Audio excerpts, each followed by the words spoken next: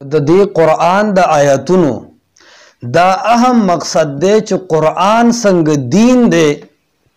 اکثر احکامات قرآن مجمل بیانوي او حدیث د رسول الله صلی الله علیه وسلم د هغه قرآن د پاره تشریح وي.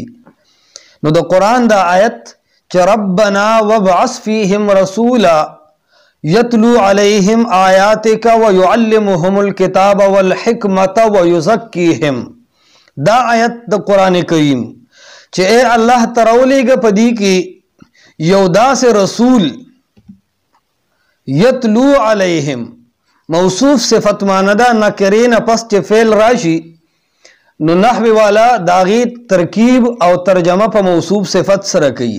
د هغه نبی صفت دای چې رسولن یتلو علیهم، داسې رسول او داسې پیغمبر چې بیانی دی تاسو ته آیاتونه. اوس دا د قرآن مقام شو چې یتلو علیهم آیاتک، خو بیا فوراً فرمائی ویعلمهم الکتاب والحکمت، دی ته قرآن یعنی آسمانی کتاب او حکمت خی، او بیا فرمائی ویزکیهم او دی پاکی د دی تزکیه کی یعنی د شرک نه پاکی. دارنگ د سورۃ بقرہ دا بل آیت چې کما ارسلنا فیکم رسولا منکم یتلو علیکم آیاتنا ویزکیکم ویعلمکم الکتاب والحکمت. دی آیتونو دوالو کې تاسو ګوره د رسول الله صلی الله علیه وسلم سلور فرائض او سلور ذمہ داري ذکر کی. لومبی تلاوت د آیات یتلو علیہم آیاتک، دیم تعلیم الکتاب ویعلمهم الکتاب، صرف بیان د قرآن نه د هغې خودل او په هغې خلکو باندې د قرآن یادول، دا هم مستقل ذمہ داری ده. نو بیا فرمائی تعلیم الحکمت، دیتا احادیث خودل، دیتا شرح د قرآن خودل، کم چې د لتبین للناس ما نزل الیہم نه مستفاد ده. بیا سلورم نمبر ذمہ داری او ډیوټي د رسول الله صلی الله علیه وسلم چې دا هغه ویزکیهم تزکیه ده. اوس دې ځکه حجیت حدیث باندې د استدلال طریقه دا ده چې دلته کې بار بار عطف راړي یتلو علیہم آیاتک ویعلمهم الکتاب، نو حرف عطف، بیا وی والحکمت، بیا حرف عطف، بیا وی ویزکیهم، نو دوباره حرف عطف. او دا د نحو معروف قانون دی چې د قرآن اصطلاح په دې باندې روانه ده چې عطف تقاضا د مغایرت کوي، د جداوالی کوي. یعنی یتلو علیہم د قرآن بیان ځان لده او ویعلمهم تعلیم ځان لده، ویعلمهم الحکمت یعنی والحکمت دا حکمت ځان لده. عطف تقاضا د مغایرت کی، د جداوالی کی. قرآن و حدیث ځان لدی که کتاب و حکمت یو شی دا بیا د عطف معنی نه صحیح کیږي. بیا د عطف معنی صدا دی آیت کی دلیل دی په حجیت حدیث باندې.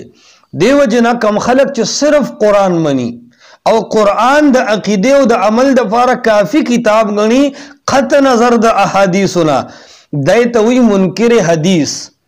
دا د مذهب اسلام خلق نه دی، دیتا کافر خلق وی، بے مذهب خلق وی. اگر کدی د قرآن نو مخلی او کډیر وی چې قرآن تراشا قرآن تراشا یا خالص قرآن یادی، لیکن چې سنت یعنی حدیث دا حجت په دین کې نګړي، دا مستقل کافر دی. دا نه مذهب سړیم نه دی چې ګنې صرف گمراه او ګڼلی شي، نه. مذهب اسلام جوړ دی د قرآن او د حدیث نه. د مستشرقینو کتابونو وګوره کم چې په مذهب اسلام ردونه کوي. مستشرقینو طریقه دا ده چې قرآن سره سره هغې احادیث هم رد کوي. ولې؟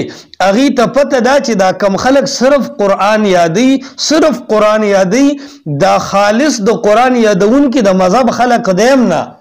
نو مستشرقین کم چې مذهب اسلام ټارګټ کی اغي چرې په صرف قرآن رد نه کی، قرآن او حدیث دواړه چیړي. ایته پته ده چې اسلام صرف د قرآن نوم نه دی، د حدیث نوم دی. چې څوک صرف د قرآن نوم اخلي غیر مذهب خلق دا خلق نه ټارګټ کی. ایته پته لري چې بس دا خو د احادیثو یعنی د مذهب اسلام دشمنان دي او د اسلام دشمنی کوونکي دي. نو بهرحال څنګه چې قرآن دین او حجت دی، دغه سه احادیث د رسول الله صلی الله علیه وسلم حجت دی. دارنگی اللہ رب العالمین دا مستقل آیت کے ذکر کی چې د احادیث د نزول یو سلسله وا. الله فرمایي وانزل الله عليك الكتاب والحکمت، الله پتا باندې کتاب د قران نازل کړی دی، والحکمت او احادیث نازل کړی دي، یعنی وانزل الحکمت. اوس کتاب او حکمت ځان لشي دی، خو دواړو سره لفظ د انزل ویل دی. اشاره د دې خبره طرف ته څنګه چې په قران د برن راتو دغه سی به د رسول الله صلی الله علیه وسلم رهنمایي او تربیت په طریقه د احادیثم کېدو، ځکه قران ته وحی جلی وي، وحی مطلوع ورته وي، او حدیث ته وحی غیر مطلوع وي چې د دې تلاوت نکېږي. خو انزل الله علیک الکتاب والحکمت دا د دې خبرې دلیل دی چې الله صرف قرآن نه را لېږلی، د رسول الله صلی الله علیه وسلم رهنمایي الله په طرز د حدیثو کې هم کړې ده. دغه رنګې بیا الله فرمایي ان کنتم تحبون الله فاتبعوني، نبی علیہ السلام هم فرمایي چې که تاسو د الله سره مینه کوئ فاتبعوني نو زما تابعداري وکړئ. اوس که چېرته کې د رسول الله صلی الله علیه وسلم اتباع مستقل حجت نه وي نو فاتبعوا القرآن به ویلی وي، او که چېرته کې د رسول الله صلی الله علیه وسلم اتباع او قرآن یو شي نو بیا د لقد کان لکم فی رسول الله اسوه حسنه ماننه صحیح کیږي چې تاسو لا د رسول الله صلی الله علیه وسلم په جون کې یو خسته نمونه ده. بیا به ویلو چې په قرآن کې یو خسته نمونه ده، خو چې د رسول الله ژوند یاد کړی دی، د هغه اقوال یاد کړی دي، د هغه افعال یاد کړی دي، د هغه سوچ او طریقه کار یاد کړی دی، دې ځای دا یو مبرهن دلیل دی په دې خبره باندې چې څنګه قرآن حجت دی داسې صحیح احادیث په دین کې حجت ته.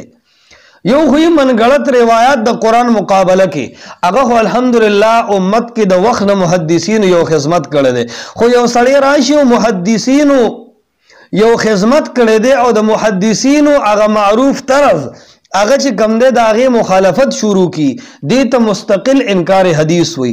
لکه د هغې نه یو آسان مثال دا دی د بخاري او د مسلم یو مستقل شان دی، امت کې په اجماع او تواتر سره دا شان ناروان دی. دې وجې نه شاه ولی الله رحمه الله علیه په حجت الله البالغه کې لیکلي دي من یهونهما فهو مبتدع، څوک چې د بخاري او مسلم توهین کوي دا سړی بدعتي دی او دا گمراه دی. نو داسې نه دي پکار چې په خپل عقل سره احادیث وتللی شي. د دې احادیث دا براه راست مونږ ته رسول الله یعنی د نه دي راکړی چې د قرآن په شان ته په یو کتاب کې راکړي، دا د محدثینو په خوارۍ او محنتونو سره مونږ ته را رسېدلي دي. نو دې دپاره خپل میزان مقررول یا قرآن په خپل ذهن کې ساتل او په خپل عقل سره روایات د قرآن معارض تلل او رد کول او اغستل، دا د انکار حدیث د لارو نه یو مستقل لار ده. پکار دا ده چې د روایاتو په جانچ پړتال کې د محدثینو د طرز هغه خیال ساتلی شي، اله به احادیث بچ کیږي. کار سړی وي چې زه په قرآن تلم، زه په قرآن تلم، نه سند له اعتبار نه متن له اعتبار، دې سره به د دین نه او د احادیثو نه یو ملعبه جوړ شي، یو گپ شپ به جوړ شي. دې وجې نه یو حدیث ظاهر کې د قرآن معارض دی، دې وجې نه محدثینو چې کله حدیث په شرایطو صحیح دی نو صرف د معارض قرآن د وجې محدثین چرته روایت نه رد کی، طریقه د تطبیق او د تعویل اختیار کی، خو کوشش بدا کې چې حدیث د رد کولو نه بچ کی. یو خود کمزور روایت عن عمرو بن شعیب عن ابي عن جده او د ضعیف روایت محمد بن اسحاق دی روایتونه، مروان دی سدی صغیر دی روایتونه، اخو ټول امت محدثین رد کړی دي. خو یو دای چې په امت کې د بخاری او مسلم یو شان روان دی.